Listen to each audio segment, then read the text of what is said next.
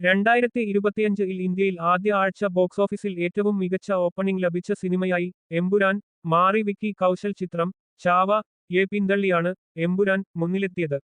World wide box ഓഫീസിലും ചിത്രം മൂന്നാമതാണ്. ഏകദേശം 19 മില്യൺ. സിനിമയുടെ ആഗോള കളക്ഷൻ ഏകദേശം 165 കോടി.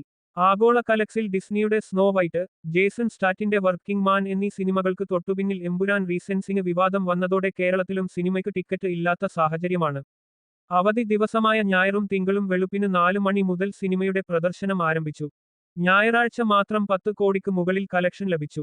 റിപ്പോർട്ടുകൾ പ്രകാരം ചിത്രം ആഗോളതലത്തിൽ 250 കോടി രൂപ കടന്നിരിക്കുന്നു. ഇതോടെ L2 എമ്പുരാൻ എക്കാലത്തെയും ഏറ്റവും കൂടുതൽ കളക്ഷൻ നേടിയ മലയാള ചിത്രമായി മാറി.